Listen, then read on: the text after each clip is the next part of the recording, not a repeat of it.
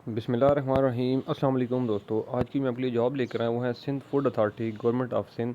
ठीक है, सिंध की जो फूड अथॉरिटी है उसमें ये वैकेंसीज़ हैं। ठीक है, इसमें जो है वो आप लोग अप्लाई कर सकते हैं। अप्लाई का मुकम्मल तरीकाकार क्या है मैं आपको इसी वीडियो में समझाऊंगा। आपने वीडियो को पूरा देखना है ताकि आपको समझ आ जाए कि आपने इसमें अप्लाई कैसे करना है, कौन कौन अप्लाई कर सकता है, क्या तालीम होनी चाहिए, उम्र की हद क्या होनी चाहिए और अप्लाई की लास्ट डेट क्या है। ठीक है, तो ये सारी मालूमात मैं आपको इस वीडियो में समझाने वाला हूँ। ठीक है, तो बगैर टाइम वेस्ट की मैं आपको सबसे पहले जॉब की एडवर्टाइजमेंट दिखा देता हूँ, देन उसके बाद इसमें अप्लाई का तरीका भी समझा देता हूँ।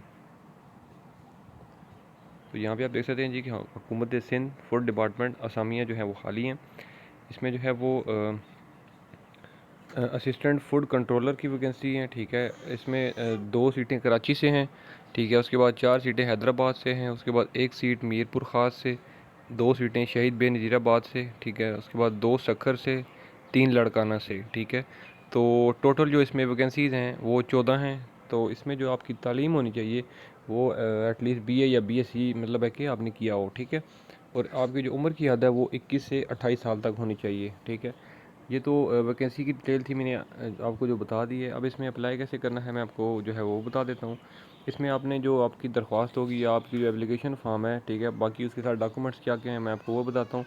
तो एड्रेस पहले बताता हूँ कि आपने ये भेजना कहाँ पर है। यहाँ पे आपने भेजनी है सेक्रेटरी फूड डिपार्टमेंट हुकूमत Sindh, 4th floor, new Sindh secretariat number 1, Kemal Ataturk road, Karachi. ठीक है, इस एड्रेस पे आपने जो है अपने तमाम डॉक्यूमेंट्स भेज देनी है। ठीक है, अब इसमें आपने एक तो एप्लीकेशन में अपने वालिद का, ठीक है, नाम सारा कुछ वो जिस पोस्ट के लिए आप अप्लाई कर रहे हो, कॉन्टैक्ट नंबर, अपना एड्रेस, ठीक है, सारा कुछ लिखना है।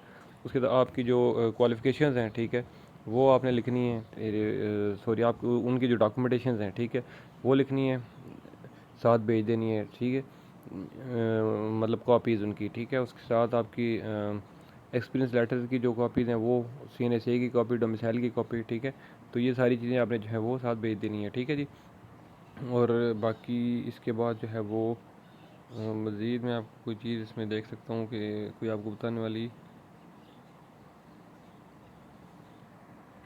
अ,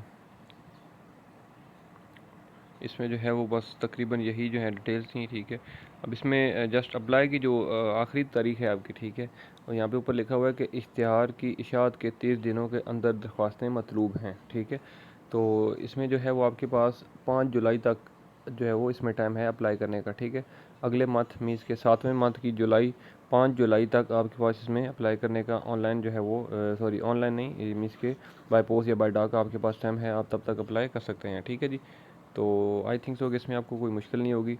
अगर फिर भी किसी को कोई इशू हो, इस वीडियो में कोई भी चीज़ जो है वो आपको ना समझ आई हो, तो आप मुझे इस वीडियो के नीचे कमेंट कर सकते हैं।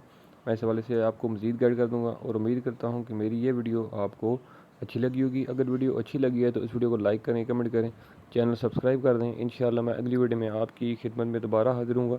तब तक के लिए मुझे दें इजाज़त। अल्लाह हाफिज़।